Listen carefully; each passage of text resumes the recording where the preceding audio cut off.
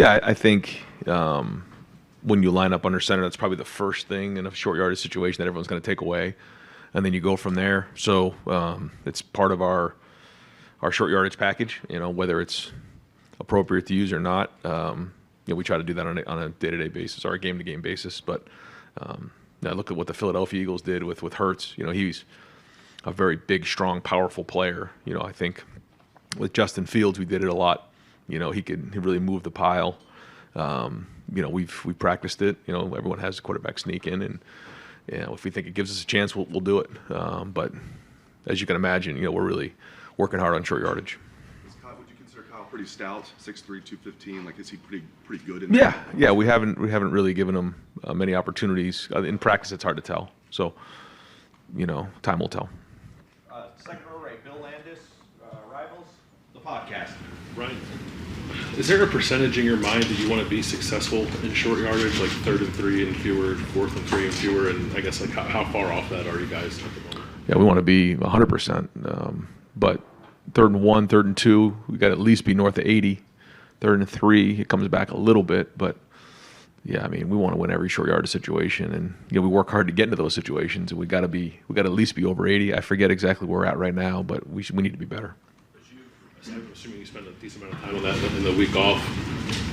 Not that I guess you'd share this, but what are there areas of emphasis that you're looking at, or would you be willing to talk about a little bit this week? No, I just think in general, anytime you're in those situations, you always look up matchups. There's always going to be extra people down towards the ball, and you got to win your one-on-one matchups, whether you're on defense or offense. And you look at angles, you look at all those types of things to try to give your guys an advantage. And sometimes you just got to get bigger than the other guy, get stronger than the other guy, move them. If the guys up front are moving their guys forward and the running backs are running hard, that's part of it. Other times you got to look at maybe getting the ball in the perimeter or throwing it down the field when they're just you're banging your head against the wall. So there's a lot of different ways to look at it, but yeah, in big games, a lot of it comes down to short yardage. Tony Gergen, Buckeye Huddle. Along those lines, what I think you guys are like just under 50% on running on 3rd and 4th down. Can you throw your way out of that and then open things up on the ground? Is that something you can also do? Is that something you've done? Yeah. We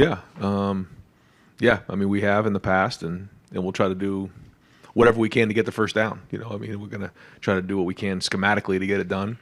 But yeah, that's always a possibility. How frustrating has that been so far this season? Yeah, it's been frustrating.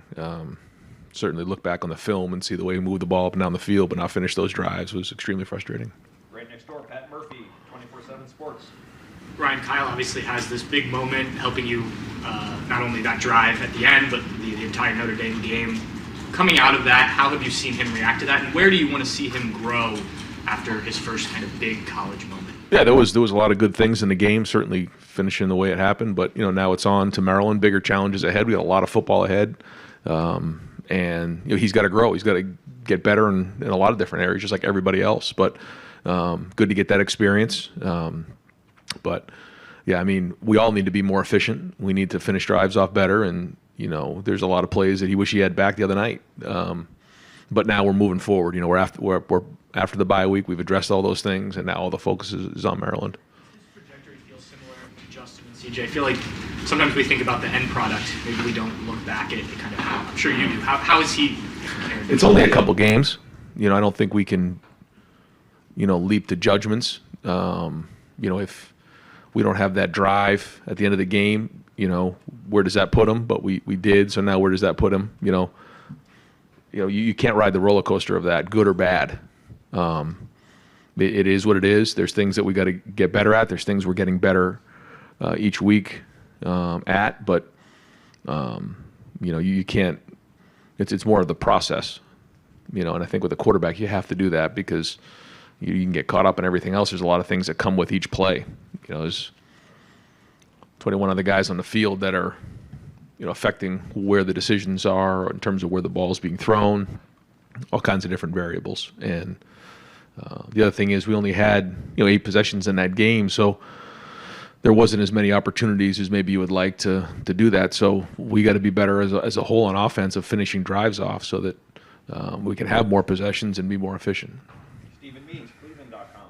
Followed up with some more of the Kyle stuff. There's winning the job, which he's done now. There's that, and then there's almost that next step of maybe leaving your imprint on the program or whatnot. Whether it was you going through it yourself, CJ, Justin, Dwayne, when do you see that next step start to happen for quarterbacks where it's not just, okay, I won the job, now what's next? What's the next step? Well, yeah, I think any successful person would tell you that it's not an accomplishment to get a job. That's just an opportunity. What you do with it is what matters. And that's, I think, with anybody across the board. And so, it's an opportunity. And, he's had a couple games as a starter, and that's good. But this is just an opportunity. And so the rest is yet to be written. And I know he's working really hard to play his best football in our Week 5. It seems like there's stuff CJ used to say that still people say here, even though he's gone. It's clear his imprint was left. Are you starting to see that from Kyle a little bit, even though it's early on in the process, him leaving his imprint on this is not his program? Yeah, I think now that you're into a quarter of the season out of the way, you're starting to see a little bit of a different personality take place, and each team has its own personality. But this team does have more experience than maybe in the teams in the past, so that's good. But the leadership's really got to show now. We got to continue to take these steps forward, and like you said, build our own personality of who we are and our identity, which I feel like we've really started to forge here. But we got a lot of football ahead of us. Dan Hope, 11 Warriors. Ryan, it seemed like last year you guys were, on a good roll going into the bye week and then maybe had some struggles coming out of a bye week. Did you guys do anything different during the bye week this year to try to, avoid any complacency? No, we look at all those types of things, and there's certainly no complacency here. And we know that, we got to continue to get better. We did, give the guys a little bit of time to clear their minds and their bodies and their souls because, it's going to be a heck of a run here for the next couple months. But I think it's more about this week. We did tweak a little bit how we're practicing this week than maybe how we did the middle of last season, coming off the bye week. We did it before the Georgia game. We did it before Week 1, kind of how we practiced this week with the Monday practice and helmets, and then we're going with our normal Tuesday, Wednesday, Thursday practice, which in the past we'd changed up for a few years. We thought that gave us a little bit of an edge. So we need to have a great Tuesday practice today. Are you expecting Marvin to be full go this week? Yeah. Austin Ward, Rivals, the podcast. Ryan, only Kyle can say, I guess, if he feels more confidence or Right. energy coming out of that. But for you as the head coach and calling plays, what does seeing your quarterback do that really for the first time at that high level, or even some of the plays that you called on that drive, when you were thinking about that during the off week, does it change the way you progress with him or the way that you think about him? Yeah, it's like I was told as a young quarterback, once you come home with an A in algebra, you're expected to get an A in algebra all the time. Well, now you're seeing what Kyle can do. And so that's now the expectations are getting mounted up, and that's good. That means, you've shown you can do it. Okay, now let's continue to do that, and let's improve in these other areas. But it does give confidence, I think, not only to myself and the coaching staff, but also the guys around him. You kind of mentioned this after the game, well, the third and fourth down success is significant, and that counts for something. Is there something with the concepts and the schemes that fit him better that you're calling at those? Can you adjust that and put him in earlier downs?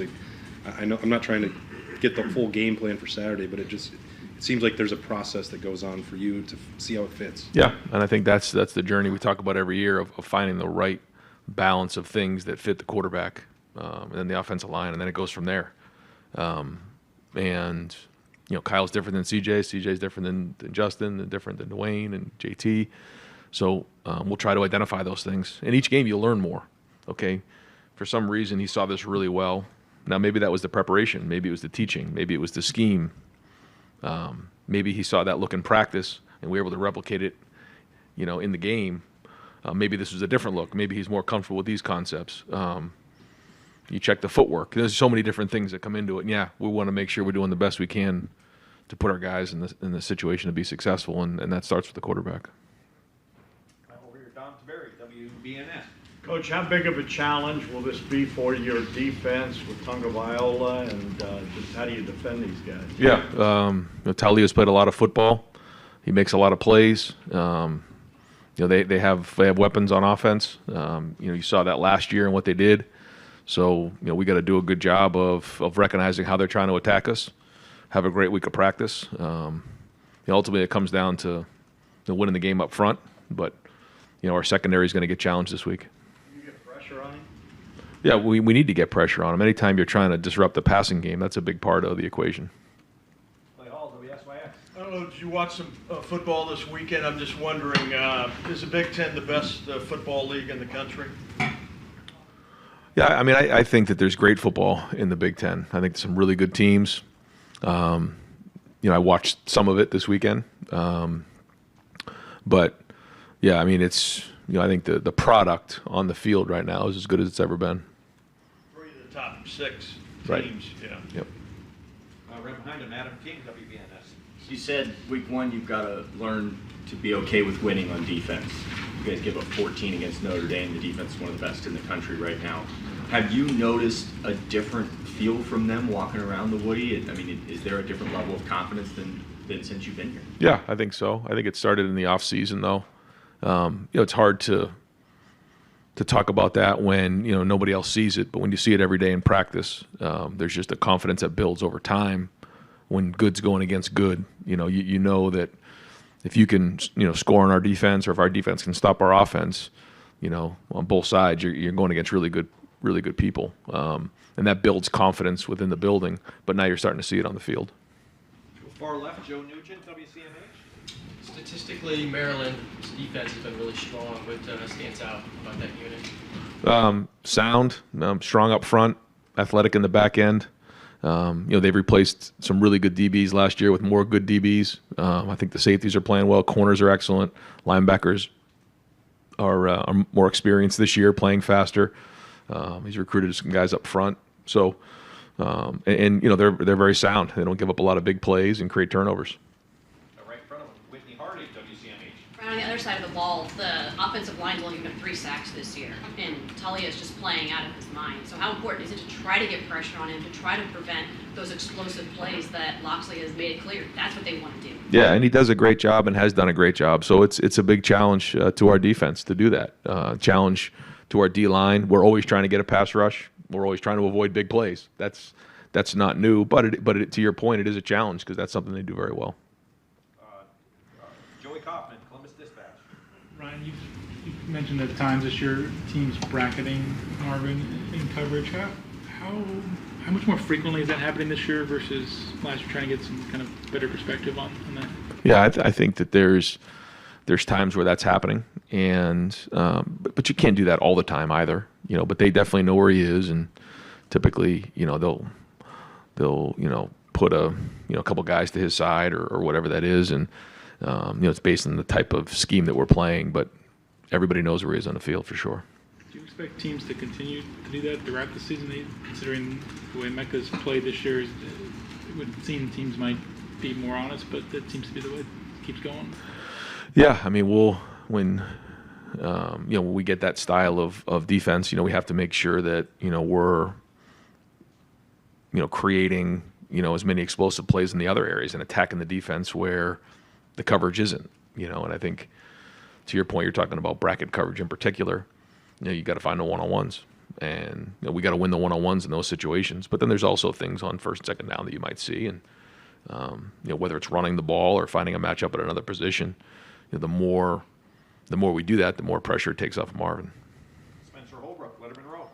Ryan, you talked at different points the last couple of months about not putting too much on Kyle as first-year starter. Do you feel like you guys are past that point now that you've seen him in a big-time environment and winning a game like that? Do you think you're past the point of we can't put too much on him? Has he reached that level? I think we took a step in the right direction, but I think we're still building, and we're still growing, and we're still a work in progress. In that same vein, do you think that, I know that you guys had the 61-yard run from Travion to score a touchdown, but do you think you need a little bit more right now in the running game other than that one run? You weren't great per carry. Yeah, I mean, we always want more in a run game, always. But like I say, all the runs count, So you can say, well, you could take out a couple runs, but that run count. So that was a big one. But we certainly want to be more efficient in the run game. Right next door, Cameron T. Robinson, the Athletic. Brian, a month into this year, I mean, this season, have you seen, is the growth of the offensive line at the pace you expected it would be at in preseason? Always want them to be better. I mean, there has been progress made. We've seen that for sure. But again, we're challenging everybody on our team, coaches, players, everybody's got to get better. And if we, going to win, this weekend, start with this weekend against Maryland, we all have to play better. We have to coach better across the board. I think I've said this to you guys before. Like, you have to upgrade every week, and this needs to be Ohio State 5.0. It can't be the same team that was there last week or 2 weeks ago. I mean, that game is long gone. We got to get better this week. So the offensive line is no different. Andrew Gillis, Cleveland.com. Brian, you've got quarterbacks kind of all over the roster from all over the country. Is there a difference that you've seen from when quarterbacks enter the program and maybe even today, stylistically, philosophically, how they approach the game when they enter as freshmen? Yeah, very different. Everybody's personality is extremely different. Even like the guys in our room right now, the 4 guys we have, there's all completely different people, all from different parts of the country. All have a different personality, but we pretty much coach them all the same. Right in front of him, Dylan Davis, Delaware Gazette. When you had a chance to evaluate where your team's at during the bye week, I guess just curious what your thoughts are about where they are, and if you hope to be further along. Are you comfortable with where they are right now? We're 4-0, but there's all kinds of areas that we want to improve on. You can imagine that. We got to get better, and that has to do with practice and getting on the field and doing it. So we want to be more efficient and execute better on all 3 phases, and we got to continue to upgrade. So the goal was to be 4-0. We're 4-0, so that's good, but there's still a lot of areas of improvement. I'm just curious about the bye week, the timing of it. I know there's a lot of different reasons why a bye week may fall in a good spot or a bad spot. Just your feelings on where this bye week fell with the coming up to Notre Dame. When would you have liked to carry that momentum in, or is it good to be able to come up for Brad? Both, yeah. We'll see after Saturday, after the game, and get a feel for what that was and how we did. There's parts of me that like a little bit of a mental break and a physical break, but there's part of me that wants to just keep playing and continue to build the momentum. But we'll get an idea on Saturday how we've come out of this. Andy Backstrom, Letterman Row.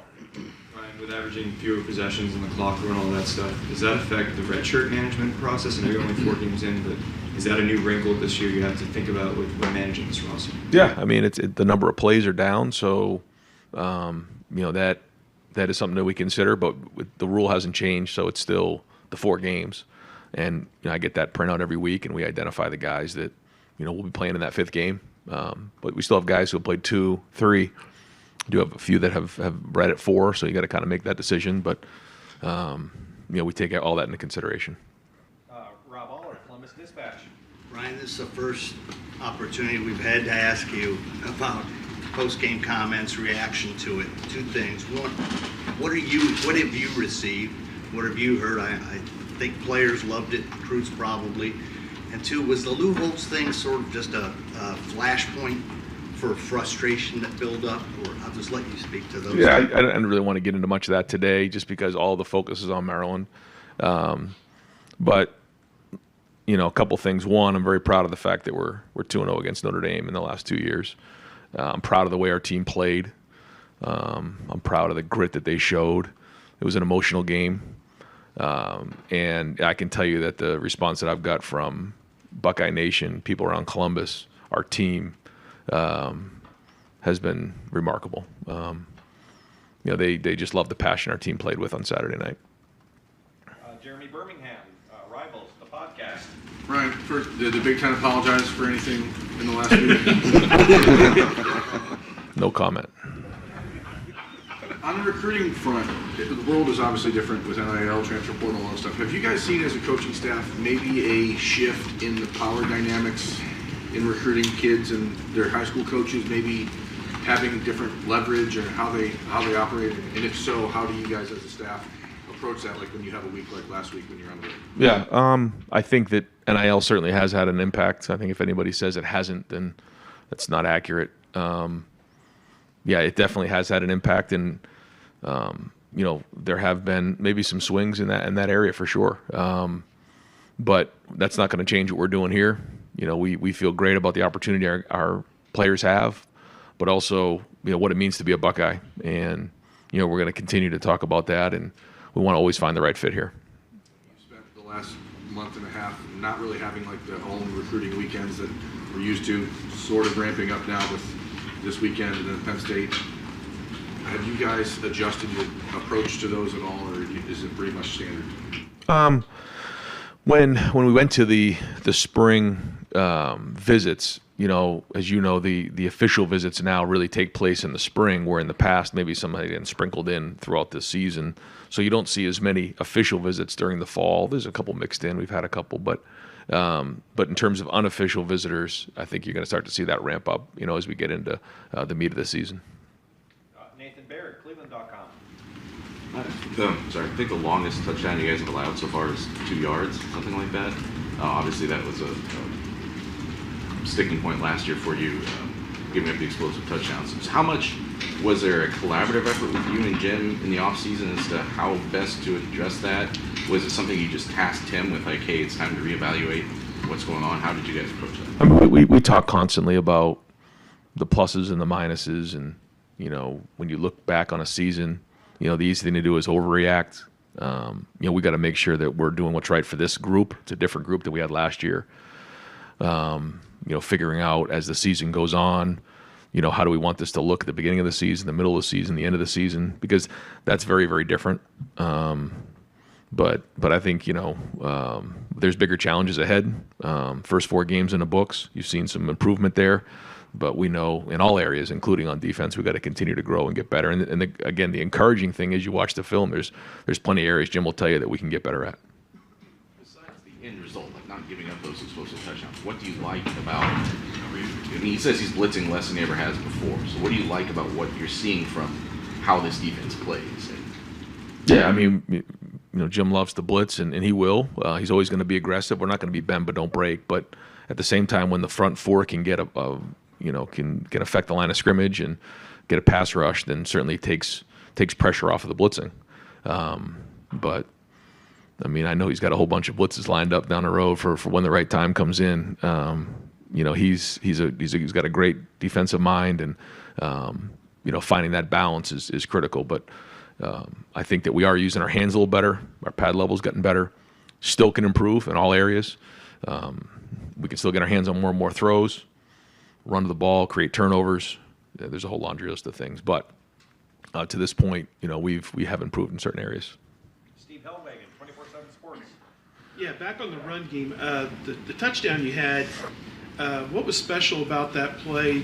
Was that something different that maybe you hadn't shown, or was that looked like the right side of your line hit their blocks coming around, and Marvin sells out on his aspect of it, and as the phrase goes, just give him a crease and he can get it. Just what happened on that play? Yeah, the play bounced. The defensive end came down really hard on Matt Jones, but Matt Jones stood his ground there. And when the end man line of scrimmage sets the edge that hard, he runs a risk of the ball bouncing. The ball did bounce, and once Trey found himself outside of the box, at that point there was really the safety in the corner. We've been really working hard, and Brian's been working hard with the wideouts about blocking, because that's a gain of 10 or a touchdown. Marvin made the block, put himself in there. He actually got rolled up on that play, but he put his body in front of it, and that was the block that sprung him. For Travion, I thought he did a really good job in open space. We work hard on open field running, and that safety really never got a chance to touch him. And then once he broke free, you can see what a home run hitter he is and was in that play. So, that was a huge play for us. It was just a one-play drive. I know you don't like this, but let's take that one out. You had 64 yards on the other 24 carries, the other 24 attempts. What can you do to even that out? What did you work on to make it a little bit more consistent and get it 4 or 5 yards a carry? Yeah, those are all the areas that we're watching to see. What is it? Is it the scheme? Is it the running backs? Is it the the offensive line? How are we fitting it? And just like any time you're not hitting the run game, it's like one play here, one play there, one block here, one block there. Now, as we all know, you got to give the run game a little time to take effect, and And then when it does, you start to wear teams down. You can start to those runs of 3 and 4 turn into 5, 6, 7, and then it can turn into explosive plays. We've got to start faster, and we got to be more efficient in making those runs early on, 4, 5s, and 6s. That's the challenge because we're not getting 75, 80 plays like we used to, and that matters. So we got to be better, especially in the first quarter. Far left, Jared Smalley, WCMH. All right. Back to pass rush. It's one of those double-edged sword things. Everybody says, hey, you got to play your best guys. And you play your best guys, and you go to the end of the game, and you let them Jack and JT play at every snap. And it's a long season, and you worry about those kind of things too. How critical is it for you to not only establish your rush, but to get depth with your rush and get those guys cycled in a bit more and take the workload down a bit? Yeah. I think, those guys are becoming, warriors. That and we talked about this going into the season, that they're going to have to they're going to carry the water up front. And that means taking on the majority of the body of work up there. Now, the more we can get guys in there, the better off we're going to be in the long run. But, I was proud of how many reps they played. And, it showed up, though, because even in that last play, even though JT's in the whole game, you say, well, he's been playing a lot of football. He made 2 giant plays in that game. And that was big. That was big for not only just, our team, but just for him and the confidence that I can handle this many snaps in a game. But to your point, the more depth we can play with, the fresher we can be. There's a fine line there. Bill Landis, Rivals, the podcast for the Thank you. Doug Maurice. Ryan, you said the defense isn't going to be bend, don't break. Why not? Well, because we always want to be aggressive. We're a style of defense that always wants to be aggressive, but at the same time, we don't want to give up explosive plays. So that's the give and take of it all. But we are. There's times where if they get a first down, we're okay. We'll make them drive the entire field, but that mentality is not what we want on defense. We're going to be aggressive. We're going to get in your face. We're going to get after you, but also not give up big plays. You have a lot of things as a head coach to consider. There's a lot. College football is a huge sport, and there's a lot of people talking and writing about it all the time. How does a head coach consider when to respond to something, when to say something on behalf of a team, when to let something go and not get involved? Because I would imagine, there's 100 things that you could comment on, and head coaches don't do that. What's that discussion like for a head coach to figure out when to say something, when not? You have to execute a lot of patience. You have to bite your tongue a lot. That's part of the job. But sometimes when, your team, reaches a certain point, sometimes, you got to do what's right for the guys on your team. And, finding that balance is the art of being a coach. But yeah, to your point, there's a lot of times where you just have to, take the high road, and that's going to be done the majority of the time. But I also know that it's Ohio against the world, and that's part of the job. Our guys also know that there's certain time where you gotta stand up for what you believe in, and we're focused on Maryland, so that's behind us. But I also think there was a lesson learned for our team. Bill Rabinowitz, Columbus Dispatch. Not to belabor the pass rush, but I'll belabor the pass rush. You have 5 sacks. I know sacks are not everything, but are you content with the amount of pressure, the disruption that the pass rush is causing, especially with Talia this week? That's going to be crucial. Just kind of what's the status of the pass rush? Yeah, I thought we went against 2 really good tackles a couple weeks ago. Watching that and evaluating that, I thought there was some good pass rushes in there, and we were close. I think this week gives us an opportunity again to see where that goes. There's times where there's run stunts going on that maybe it's not as much of a pass rush, and but our goal when the quarterback's dropping back, obviously it is to pressure, hurry, and obviously sack them. silly little question. At the end of the Notre Dame game, you kicked the extra point. Some people said, should have just taken a knee on that. Have you thought about that? Yeah. If there was an untimed down, I was going to take a knee, but with 1 second, I just felt like, you want to kick the extra point. Just who knows what could possibly happen, right? You just never know. With the kick, I don't know. I felt like it was the right thing to do with time on the clock, just to kick the extra point. But I guess you could come up with a crazy scenario where there was a kickoff and. Turned an extra point for 2 points. No, I know. And I felt like at that point, if we can't kick the extra point, we don't deserve to win. But I felt like, with 1 second on the clock, the right thing to do is to kick it. But I'm sure there could be an argument either way. And we'll wrap up with Tim May on 3. Close enough. Thanks, Jerry. Just a real quick follow-up. Did you get A's in trigonometry? No. Okay. B plus. Number 2, do you have Peacock? Yes. Okay. You understand there's a stir going on out there, right? Actually, no, Paramount I think I have. I don't You think I have have Paramount? Peacock, yeah. You'll get Peacock, yeah. Because of Yellowstone. I had to get it for Yellowstone, I think. This Yeah. summer, yeah. I got it on Peacock, so there you go.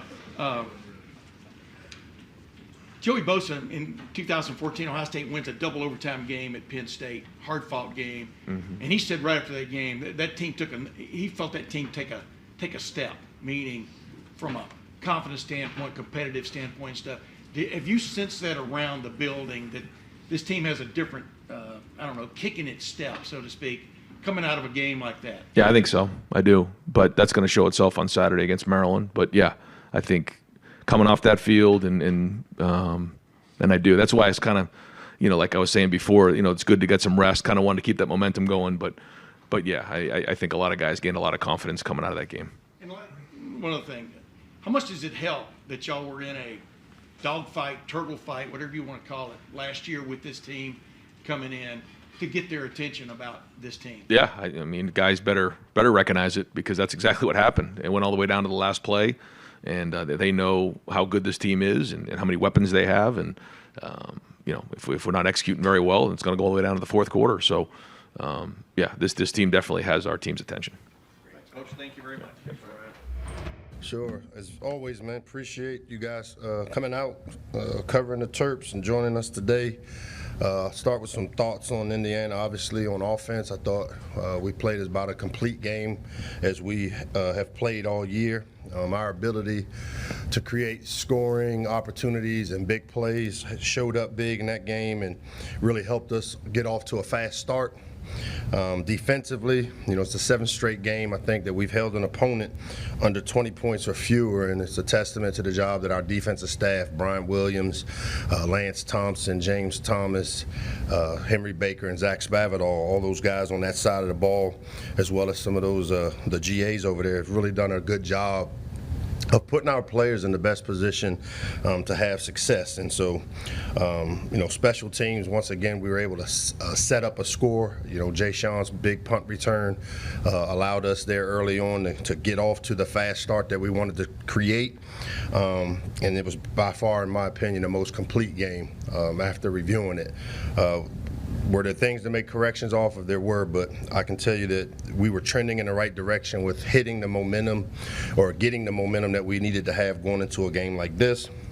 Obviously, Ohio State is up, going to Columbus on Friday, and it's a great opportunity for the Terps football family. Got a lot of respect for Ryan Day, his program, what he's been able to accomplish there the last 3-4 years. Very balanced team. I think you look at them on offense, defense, they're scoring. They're stopping, keeping people out of the end zone. They had a big win a couple of weeks ago against Notre Dame. Talented players. Marvin Harrison will be the best receiver we will face all year long. He's really talented, makes big plays, makes the contested catches. When you look at Ohio State overall, the surprising thing that jumped out to me is just how many 4th and 5th year starters they have in their starting lineup. And typically with a place like Ohio State, guys aren't around that long. So to me, it's a testament to the job that Coach Day and his staff have done to create an environment where guys are staying for 4 and 5 years, and they've got tremendous experience I'm sure there'll be a great atmosphere there for it's their homecoming. And while we got a lot of respect for Ohio State, we also know that it's Game 6 on our schedule. It's not the Super Bowl. As we prepare, as I say each week, it's Terps versus Terps more than it is about our opponent, and I think that will be even more so evident this week as we prepare, because as I told our staff, it's our job to put our players in the best position with what we put together from a game plan standpoint, but ultimately it's going to come down to players making plays, and we've got some talented players in our locker room, and big-time players show up in big-time games, and so we're excited about it. We prepare the same week regardless of who our opponent is, and so I know our players have embraced that approach, and it's really helped us, especially with the consistency piece that we've been working really hard for. Our game captains this week, we actually have 4. We got DJ Glaze, Dante Trader, Quayshawn Fuller, and Talia Tungavailoa will serve as our game captains heading up to Columbus. And so with that, I'll open up to whatever questions you guys may have. Good afternoon, Mike. Hey, Ohio State leads the Big Ten in passing. They're second in scoring, third in overall yardage with a new quarterback, Kyle McCord. What have you seen on the tape? What has he been able to do the last 4 games that concerns you? Yeah, I think they're really balanced. I mean, they are obviously, he's gotten better every week that he started, and that's what you expect with a first-year starter at the quarterback position. And, you know, he's taken over a system that is a quarterback-friendly system.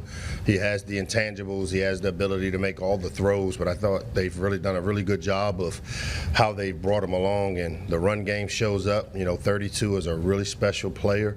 You know, Henderson kid is as talented a running back that we'll face, and it's going to be important for us to do a great job of, one, trying to make them play one-handed by trying to take away the run game, which is something that we're a work in progress still with our defense, is being more efficient in our run defense. We've not given up a bunch of yards, but some of the efficiency of how people have been able to run the ball, especially on first down, we've got to do a better job this week, especially against this team. Hey, Mike. You mentioned Ohio State's scoring defense second in the country. They're 6th overall in total defense. What's it going to take to move the ball on them consistently? The players have to make plays. They got a good scheme. We've studied it. It's not anything that we haven't seen thus far, but, you know, this is going to be a game that comes down to, as I told our staff, again, we've got to put a really good plan together of how we want to attack. But ultimately, it's going to come down to our players making the plays there that are there to be made. And it's a player's game, and as we go into this thing, I think our players need to understand that this is why you come to Maryland, to compete against the best, and here's an opportunity, and what a gauge it'll be for our program to see what happens as we go up there to compete. It's kind of a follow-up that you mentioned after the game on Saturday that no player had mentioned Ohio State last week. Just how do you get players to kind of focus week to week? Because it seems like human nature when you see Ohio State on the schedule, you know they're there. How do you kind of keep them focused on what the task is at hand right in front of them? Yeah, it started 4 years ago when we came up with it's, you know, faceless and nameless opponents. We don't adjust how we prepare. Like, we don't, you know, as I told our coaches, I mean, we don't need to play the fight song in the locker room this week. This isn't one of those weeks where gimmicks are going to get the job done. You know, for us, it's about earning the respect that we feel we deserve. Opportunity to compete against the top team in our conference, one of the top teams in our conference the last few years, and I know our players are really excited about it. We've got some talented players in our locker room, and I think it's all about us earning the respect that I think our players feel we deserve. Hey, Coach. So you guys have gone closer with Ohio State each of the past 3 years with the games. What's the key to kind of just getting over the hurdle and finally defeating them in one of these? You know, again, I'm going to keep saying it's going to come down to players making plays, and, you know, having had the opportunity to compete against Ohio State quite a bit as an assistant, you know, at Illinois and then here, you know, whenever we've had success against a team like Ohio State, it comes down to the players in your program that you recruit playing to the best of their ability on that day. And so the goal for us as a staff is to get our players prepared to play their best on Saturday in Columbus. And if we do that, we'll leave it out on the field and we'll deal with whatever the repercussions are. And then a quick follow-up. How is this year's team different from those past years? It just seems like you've talked a little bit about the brotherhood. It just seems like there's something different with this year's team. It is, and it starts with that player-driven leadership. As a coach, typically, if you have to move the team, if you're the catalyst to the energy of the team, it's not always beneficial. And I always say coach-led teams are good teams, but player-led teams are great teams. And I think this team gets it. I mean, they've been through a lot. These relationships and this bond has been forged over time and through adversity, and as well as some good times, and I think they enjoy being around each other. I love coaching this group, because any challenge you put in front of them, they meet it head first, and they don't complain, they don't bitch, they don't make excuses, and to me that's what it's all about, and I think that's what's kind of the sweet or the secret sauce to what's happening so far this year. Hey, Coach. What's up, Varun? How do you feel your pass rush has come together as the season's gone along, and how do you feel they're equipped to take on the Buckeyes? I'll always say I want more pressure on the quarterback. I think our guys have done a really good job of keeping the quarterback or disrupting the timing. We do some things, obviously dropping 8 and coverage-wise helps sometimes, but also the pressure of, winning some of the one-on-one battles. Guys like Quayshawn Fuller and Donnell Brown and, Tommy King-Basote, Taze Johnson, all those guys have done a really good job of applying the necessary pressure, but it's going to take, we're going to have to find a way to affect the quarterback this week, and he gets it out quick, and it's going to be important for us to do a great job of being pass rush sound in terms of our lanes and keeping them in the pocket. But as always, you want to see us get more sacks. I'd love to see us be more disruptive. But so far, so good. We've been able to affect some of the quarterbacks we've played, and the last 2 we've played, the ball comes out really quickly. So to be able to get sacks is a testament to the back end of the coverage that's been taking place. And then I know against Michigan State, when they said that it was their homecoming game, you guys seem to take that as a bit of a slight. Is there anything like that for Ohio State? I don't think we took it as a slight. I mean, we found out a little late, but as I said, external things aren't going to be what motivates us. I mean, I'm sure like around here, we don't pick our homecoming opponent. Campus does. It's just amazing sometimes. You look up on the schedule and you're on 4 homecomings, maybe just the luck of the draw, I guess. Hey, Coach. What's up, Heather? Hey. 2 games into the conference season, things going well. You said this team's ready to compete for Big Ten championships. I'm assuming this is kind of where you're expecting, or what are you seeing at this point, 2 games into conference play and now heading into probably your toughest test yet? Yeah, as I said at the game Saturday, when I talk to our team, we talk honestly. We have really honest dialogue, and I don't think anybody is surprised that we are where we are right now. I don't think anybody, didn't think we could be here, and that's half the battle because it starts with that belief. Me talking about competing for Big Ten championships, as I've said before, I think sometimes it was maybe misconstrued that we're here to say we're ready to win a Big Ten championship, but we're going to compete, and I think that's what people are starting to see, that our team is competing at a really high level. Now, this week is a good gauge. It's a hell of an opportunity, but even better, a better gauge as to where we really are as a program. And our players have embraced it. As a staff, we've embraced it. It's a great test, and we'll see how we do on Saturday. Hey, Mike, how's it going? George, what's up? Not much. Saturday is the largest environment that you're going to go into this season, 100,000 plus people. Horseshoe's an intimidating place for a lot of people. Do you do anything different for your team to prepare them for something like that, noise-wise or crowd-wise, to get them ready for what they're going to experience in Columbus? Nothing that we don't ordinarily do. When we play on the road against Michigan State, we pump crowd music in on Thursday. That's why we go indoors to the indoor facility to practice on our Thursdays, and we'll pump the crowd noise up for where our, it affects our quarterback some, and it helps us with our communications. But, we're a no-huddle team. We don't use a lot of verbiage at the line of scrimmage, so noise really doesn't affect us. As far as the environment of playing in front of that many people, if you've ever been inside the arena, you don't really notice, when we were playing in the pandemic, when there were nobody in the stands, to where we play and there's 100,000. If your focus is on the right things and where it's supposed to be, you don't really notice the crowd. So as I said, the way we prepare, we don't have to make any adjustments to going up to Columbus. Coach, you mentioned focusing mostly on yourselves and not on the opponents week in and week out. I guess, how do you balance that with the obvious motivational benefits potentially of playing a top-ranked team and Yeah, I think you keep the main thing, which is, we game plan as coaches, Sunday, Monday, Tuesday, Wednesday, and we install it. Our players practice these things, balancing the motivation piece. I think the motivation is there. I mean, we're trying to compete for Big Ten championships, and we're going against one of the top programs in our league, if not in the country.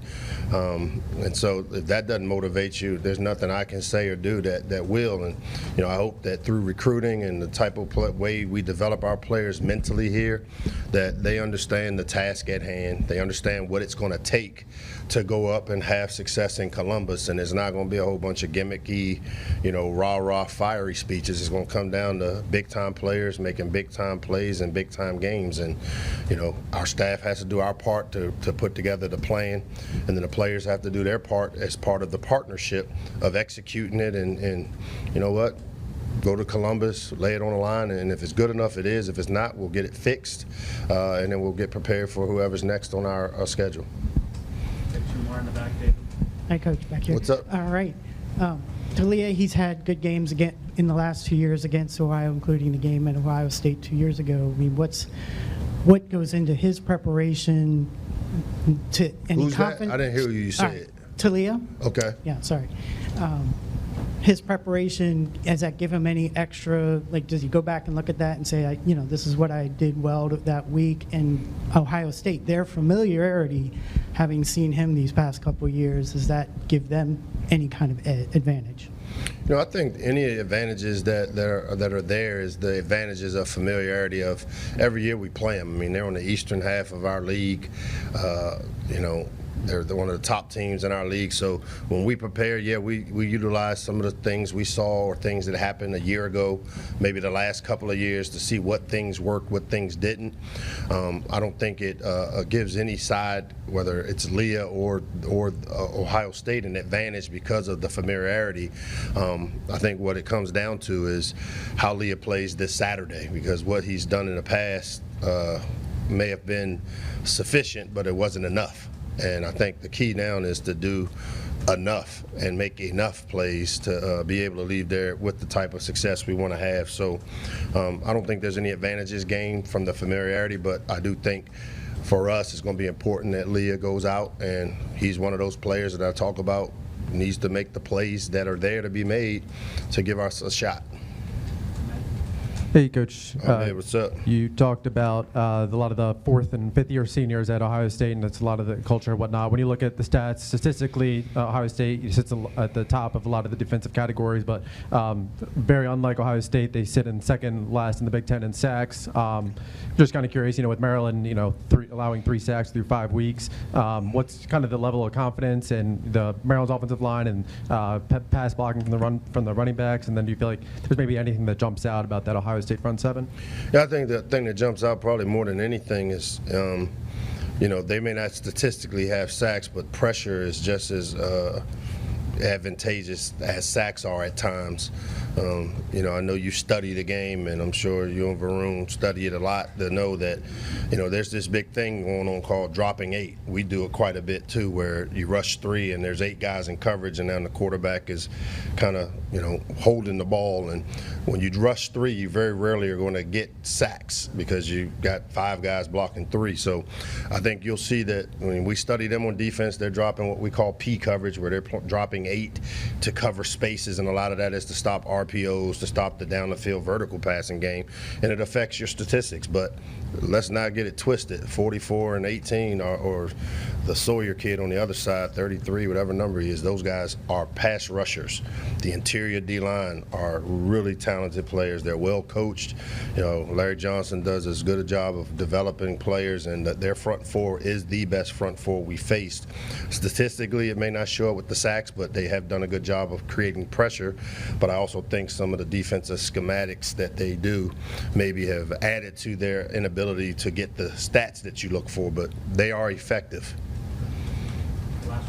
Okay. I guess, how has Colton Spangler developed as a punter during his time at Maryland? Really well. He's started, sharing the position with Anthony Pecorella. At one point, he was the left hash guy because he was left-footed, and Anthony Pecorella was the right hash guy because he was right foot. Colton took over the job a year ago, has really done a good job this past weekend. We played Indiana, and number 12 is a talented return guy. He's directionally putting the ball where we want it to be, which allows us to kind of cover and cover only 1/3 of the field. His hang time has been great. He made a big play for us in the Michigan State game, so has been a true weapon from the special team standpoint, and has gotten better every year. I appreciate everybody being here. 8 o'clock, huh? That's early. For a media day? Seems early. I never heard of that, but that's good. Smart plan. So just talk a little bit about Saturday's game and then look forward to this week's homecoming game against Purdue.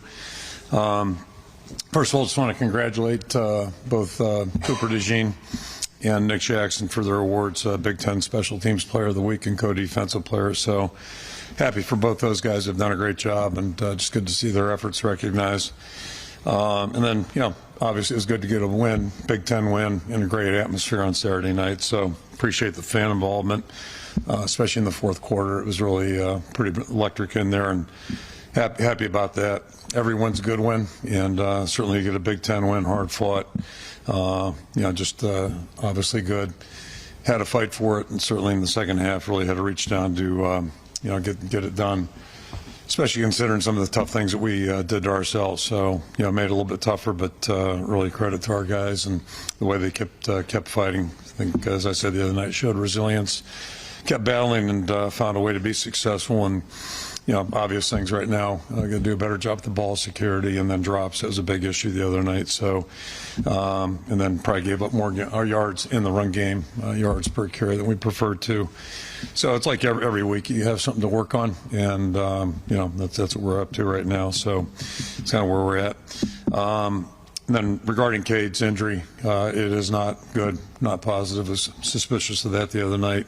He's got an ACL injury, so it's going to have to be repaired, and he'll be out for the season. Stay with the team, be supportive, and continue to be a part of our team. But it's just a really tough break, and a really tough break considering the last 2 years for him. He's had more than his share of obstacles and challenges from a health standpoint. You just your heart goes out to guys when they're fighting hard to have a chance to go out and compete and don't have that opportunity due to health challenges. But good news is he should be fine once the recovery's over, and again, just a tough deal for him.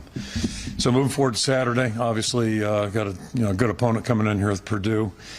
Captains will be the same four guys. We've got Joe Evans and Jay Higgins on defense, and then Luke Lachey and Cade McNamara on the offensive side. Injury-wise, talked about Cade. Jazz will not play. And Caleb's getting a little work right now. We'll see. Wait and see. We have to see what the week looks like. But he's got a chance to play. We're just not sure where that's at. Moving to Purdue, they've really been playing well. They've got a brand new staff. I think everybody knows that. Coach Walters came over from Illinois. So it's kind of an interesting matchup. Purdue's always been a good football team, good program, and he and his staff have done a great job just moving that thing forward, and they had a great win on Saturday. Looked very impressive in all three phases against Illinois. So it was a big win for them. You could see the improvement week to week, and certainly, did a great job Saturday. Defensively, they look a lot like, as you'd imagine, Illinois did last couple of years, and like Missouri 3 years ago. It looked like we were going to match up with them in a bowl game. So he's got that system in place, and they tweak it a little bit. Continues to be really well, doing a great job there and playing well. Spread offense, got a new quarterback. He's done a nice job really, operating that offense. It's a tempo offense. And they run the ball and throw the ball really well, and the quarterback's a run threat. So you've got to do a good job there, and they're sound on special teams. So, it's going to be a tough preparation for us. We're working hard on that right now, and certainly expect it to be a really challenging game, like all of our conference games will be on Saturday. Great to be home again, that 2:30 slot, and great to have homecoming going on. So I know it's going to be a festive environment, and hopefully we'll be ready to go at that point. Just want to, again, recognize our kid captain. We got Max Lee, a young man from Farmersburg, 8-year-old boy. He's had some nutritional issues and spent a lot of time at the Children's Hospital, a lot of visits, multiple surgeries, and the family has really credited the genetic team over there for formulating a plan that's really helped him and moving him along. So he'll be here with his twin brother Cooper and the entire family. So it'll be great to have him here Saturday. I'll throw it out for questions. With Cade, has he given you any indication with that last year of eligibility remaining whether he'll use that and stay? Yeah, I think his intentions are to come back and play next year again. So that'll be great. And it's a long road in front of him, but it's a lot better than it was 30 years ago. That's for sure. A lot more predictable, and he's got a great attitude. He'll work hard at it. Has he already had the surgery, or is that planned? No, it'll be sometime next week. They normally let those things settle down a little bit. If there is good news, it's a clean injury. It's not, sometimes they can be a little bit messy, but it looks clean. That's good. And he's been fighting some other stuff too, so at least maybe this will give him a chance to just get totally healthy again. I have to imagine the team's expecting maybe bad news this Saturday. The news is confirmed. Just how is everyone kind of offensively moving forward there? Well, you have to move on. We didn't have any time to think about it Saturday night, obviously, and I thought that was one of the highlights of the game is the way the team just kept playing. Deacon stepped in and did a really nice job. And not a big surprise. We've seen great improvement with him in the last 8 weeks, but Cade's missed a lot of practice time. I've referred to that. So that's helped him move forward a little bit. But, during the game, you certainly don't have time to reassess or think about it, and I don't think our guys really have done that since then. The worst part about football is the injury category. Easily that's the worst part about it, but it's also a reality. And when those things happen, everybody's got to keep moving, and you're empathetic towards the people that are out and affected by it. But everybody else has to keep moving, and it's an opportunity for somebody to step up and get the job done. How much does this open up your offense? Because it appeared you were a little bit limited by what Cade couldn't do running the ball, whether it was boots or naked bootlegs or anything. Sneaks. Trick plays like sneaks. Push and all that. But how much does this maybe open it up a little bit more than, although it did look like he was starting to be able to do that? He was. That's the unfortunate thing. The last week and a half, 2 weeks is the first time it looked like he was back to being close to normal. But it's hard to get healthy in season 2 when you have things that are kind of significant. So at least in this situation, Deacon's fully healthy, and he has been working hard. He's really improved a great deal, and I thought he played with good poise out there. First and foremost on Saturday, made some good decisions, but played with a lot of poise. And now the trick is to keep building on that. So he's got a different skill set certainly, but he's fully healthy, and I think he's more than eager to keep playing here. You got a guy in Joe Labus who won you a game in the bowl. How ready would he be to step in if something goes wrong Saturday, and how long a leash, I guess, does Deacon have this Saturday? Well, first of all, Deacon is our starter, and then secondly, Joe has basically he's in the same situation Deacon was last week, so he's one play from going in. Yeah, and the challenge for him right now, he's missed a lot of time too. It seems like to be a recurring theme here, but missed a lot of time in July and August. So he's playing catch-up in some sense, and he's working hard every day. And the fact that he did play in December, practiced and then played, I think gives everybody a little bit more confidence, certainly. It's always good when you've seen a guy out there perform under pressure. And, but now, he's trying to play catch-up and get back in the race here. And we're going to need both those guys. So, it's his job to be ready to go. In August, where did you see Deacon improve where he had to fill in for Cade? Yeah, it's both those guys didn't play last year, and Deacon has been a couple years really. So that's probably the biggest thing for him is getting in games and actually playing or scrimmage situations, those types of deals.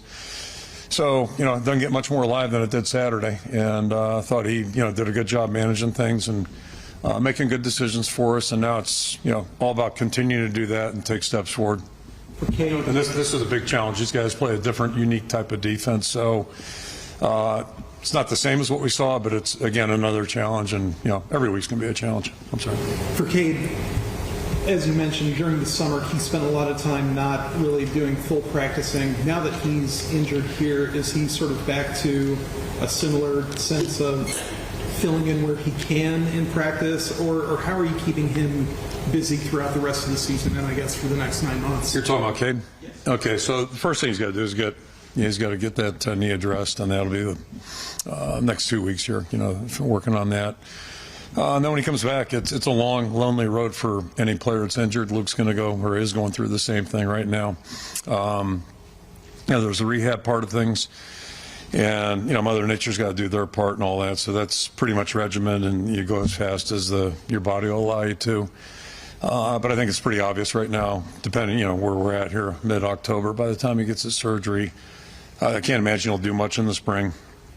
Other than, maybe he'll be throwing a ball, things like that, but he won't be practicing. And then hopefully he'll have June, July, and then August full speed to go. And if there's good news here, hopefully both legs are healthy and he's able to be the Cade McNamara he wants to be. So that part's that part. And then the other part is, once he gets back here, and he's doing it right now, he's out there every day and, in the huddle and helping the guys out, staying engaged. And he'll do that as soon as he, finishes the surgery part of things. And he can be a immense help. He's played. He's got experience. He can be a good voice for the quarterback room and then also help his teammates. And I know he's committed to that. I mean, he got voted captain again this week, so I think it just gives you a little bit of feel the respect he's already garnered from everybody on the team. With Deacon, whether it be in the spring or leading up to the season, did he ever rip a throw or something that kind of opened your eyes to his arm strength? As you saw, he can throw the football. That's not an issue with him, and that's his strength.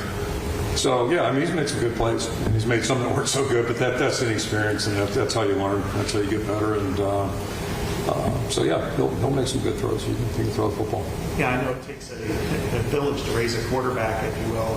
And, with him, he's got people from his past, whether it's Keller Christ or Bud, and then also Spencer and Cade are here, and Ryan.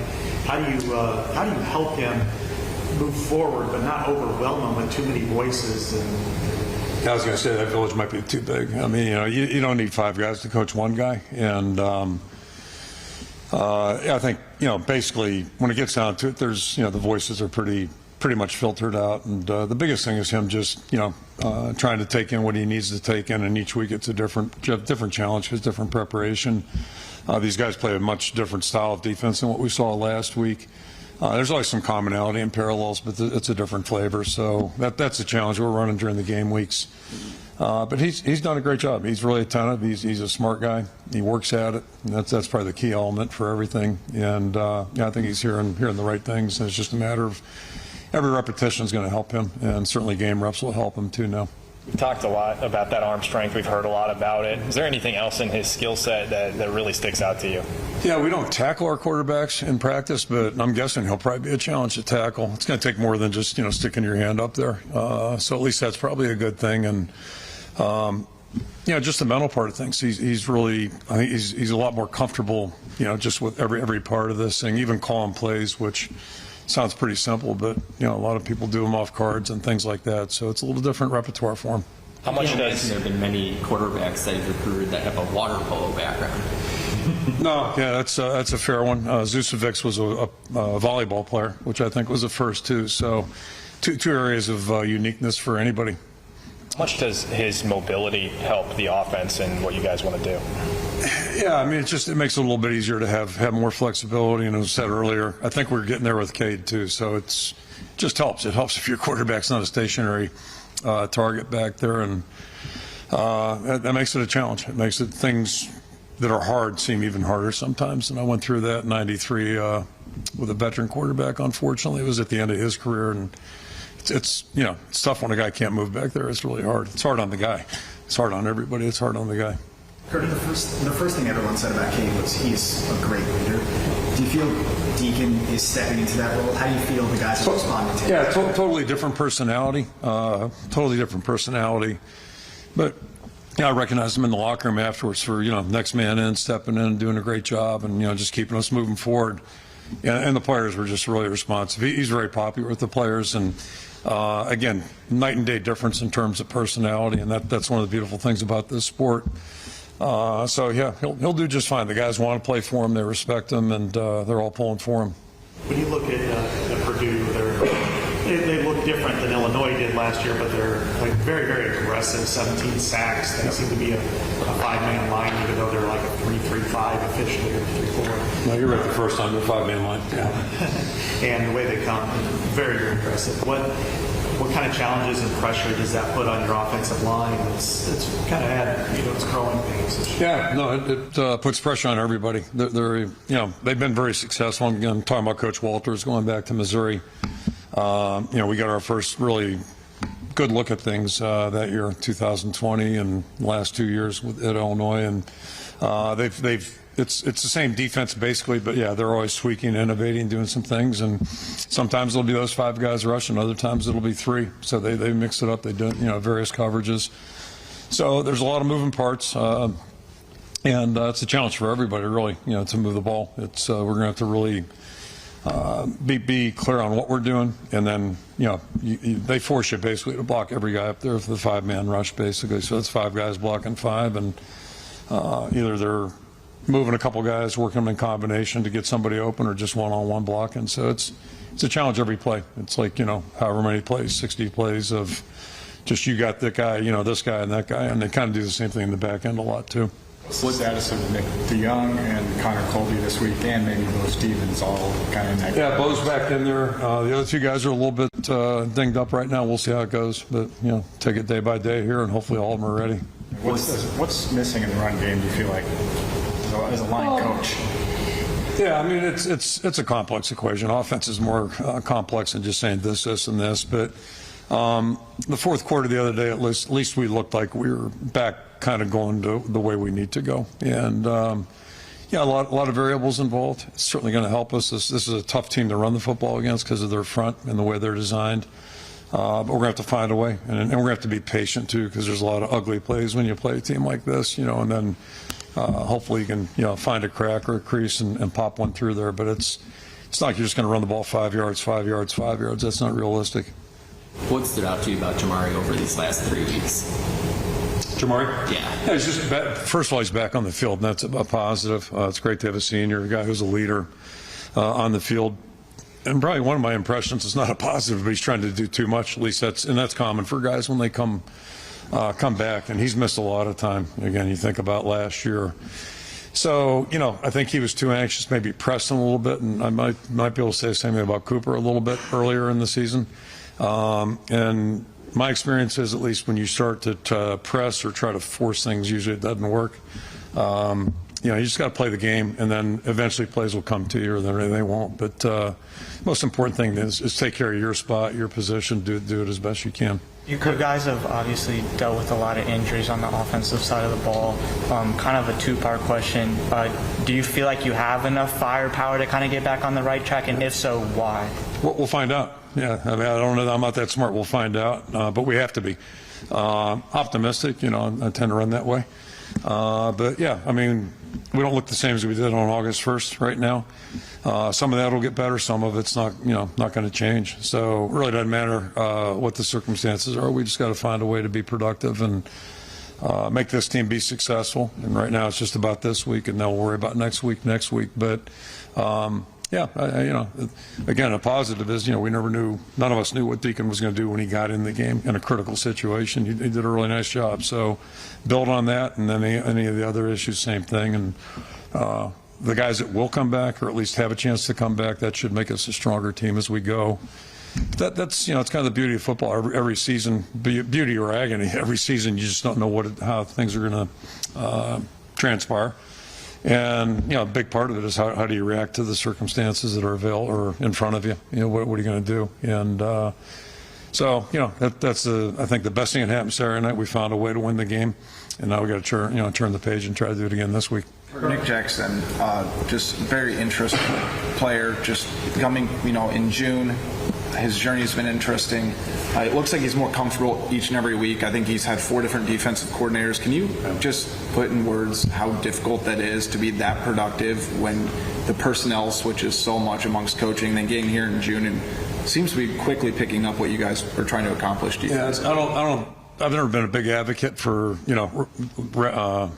change, just, change. I think at some point you've got to figure out what you are, who you are, and then, try to stay on that path. But you got to make adjustments. That's not the point I'm trying to make. But it is hard on players for a couple of reasons. Learning systems is difficult.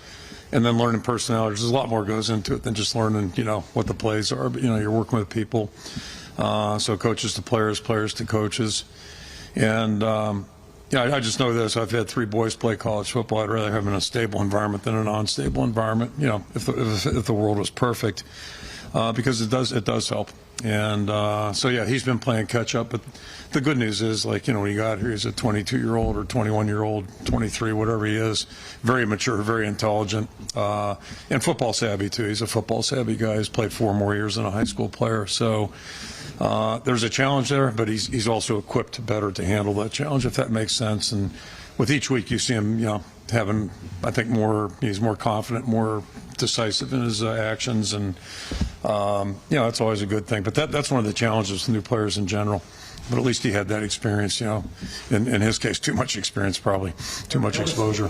Yeah. Kirk, I know this might not be your area of expertise, but you've probably not. All right. 2 non-contact injuries for Cade. One in August, one. Do you have any concerns about maybe the playing surface on the turf versus grass? I'm not sure if you know anything about that one way or the other, but just any thoughts? Yeah, I'm totally a novice in that regard, but I would say I think that's probably an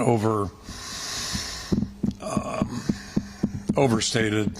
I know it's probably a little bit more of a big discussion item with the NFL world, but I have not looked at that and all that. I can just tell you from experience, I'm old enough to where, it was AstroTurf every day out there in the 80s, and I'm talking about the old AstroTurf, which is kind of like this carpet right here, and about the hardness of that. So, I've seen it all. It's the same way at Pitt in 1980, everything in Pitt Stadium on old AstroTurf. And somehow we had a pretty good team, and not many guys got hurt that year. So I don't know the answer to that, but I think sometimes that stuff gets overplayed, and in some cases, and this is particularly true, it seems like the last, 10 years, it's unofficial, maybe 20. A lot less. In the old days, it was knee injuries because guys fell on guys. Now it's a lot of times it's just, making a cut or a planting, that type of thing. So it's hard to predict or quantify what causes injuries. Really, if you do stupid stuff, I think we all get that, but sometimes it just happens. With some of those, with some of those issues up front, is there any sort of growing likelihood that we see Dejon Parker this year, or what's the status with him? And what issues exactly are you talking about? Pass pro issues, running the ball, just not putting up numbers that you probably would like to see. Yeah, overall, I thought our pass pro did improve last week. Thought that was better. Dejon's kind of the same category we're talking about the other guys. Like right now, he's working hard to get back. He's missed a ton of time too. I think I've covered that. Starting with spring ball. So he was playing catch-up when he got here in August, when we started practice in August, and he's working hard every day. Tremendous young guy. Just talked about the next same thing. Dejon's a great guy. So he's working hard every day, and just you never know when you're going to be in there. You just can't quantify that one either. Would you authorize a package of plays for Cooper DeJean on offense? Was that something you would authorize? That's a discussion, a thought, and believe me, we've all had it and had that discussion. You also got to, in baseball, a couple of weeks ago, I think I mentioned, I read about a guy getting pulled after 7 innings, throwing a no-hitter. If you did a pitch count on Cooper's getting a lot of snaps. So I suppose you could do it, but you don't want to compromise what we've got defensively right now. That's a consideration. He's been a pretty big factor on special teams, and then, what I'd love to do is have 5 of them. I wish you had 5 brothers. If they were quintuplets or whatever they call it, that'd be great, but not the case.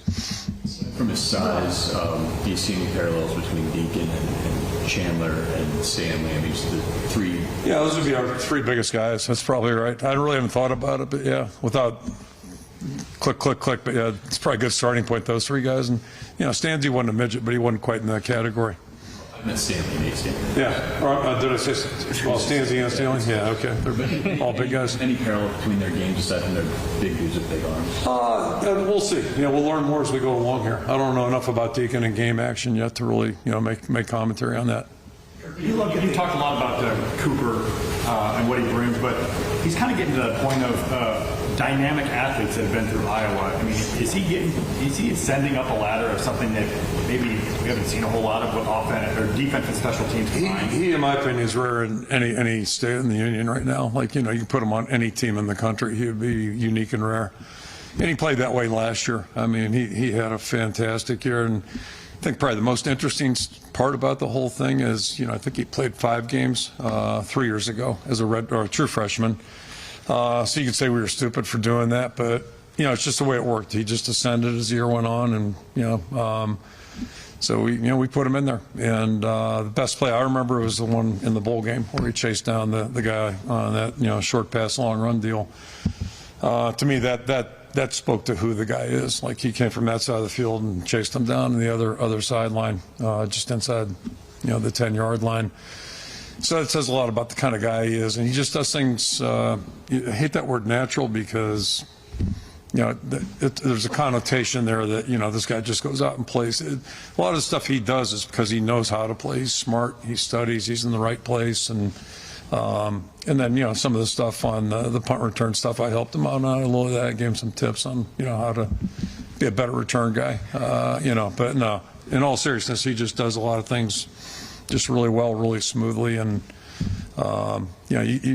it's just that's pretty unusual. It's unusual to have a guy with that kind of skill set, and he's not the same as Micah High, but like Micah was the same kind of player too. Talking about playing a guy two ways, like Micah could have been a great receiver in my opinion, but he was pretty damn good defensive back too. So, and a great return guy. Do you still have an analytics meeting weekly? And if so, do you ever talk about tendencies? Yeah, well, no, tendencies are just, I think, both sides of the ball and special teams. We all track that individually. Yeah, definitely, week to week. And so part of that is what you do best. There are certain things that you're going to have tendencies of doing. Like we tend to play a pretty similar front, down and down out, but you have to have some adjustments off of it, tweaks, that type of thing. And then you don't want to just be entirely predictable. So you need to have a counter punch to whatever it is you're doing or whatever you do. Hang your hat on, if you will. And then the analytics stuff and all that. Yeah, that's usually at the end of the week. With regard to tendencies, how often do you sit and say, okay, if we have an incompletion on first down, how often do we run it on second down just to try to get some yardage? And do you look at like percentages and how often do you do that? Yeah, both offensive coordinator and defense coordinator spend time on that, and then so that's always part of your consideration. But the other part is games, can skew. Like you take the Penn State game. I mean, you're playing in a situation like that in the second half. It's pretty predictable what you need to do if you're going to get back in the game. So, certain things you pull out, certain things you include. There's a little bit. It's not just pure numbers, if you will. And Deacon was talking about how when he entered the portal, he originally committed to Fordham, but then you guys came in and contacted him. Like, what led you guys to kind of get in? And so John Budmer had an association with him, from the Wisconsin days. So it was really simple that way, and. He was obviously interested. We were interested, and so it was a pretty mutual marriage. With Deacon, how much of an improvement do you think is feasible from what kind of first week with substantial snaps to second week? Now, I hope there's improvement week to week to week to week. But part of growth sometimes is going backwards as well. I think everybody needs to be realistic on that. But our hopes and expectations are he'll go out and play better this week than he did Saturday. Should be smarter. He's a little bit more experienced, but it's going to be week to week, just like any player. But he's got a great attitude. He works hard and he's practicing well. So that's all you can ask anybody to do. Kirk, as good as Cooper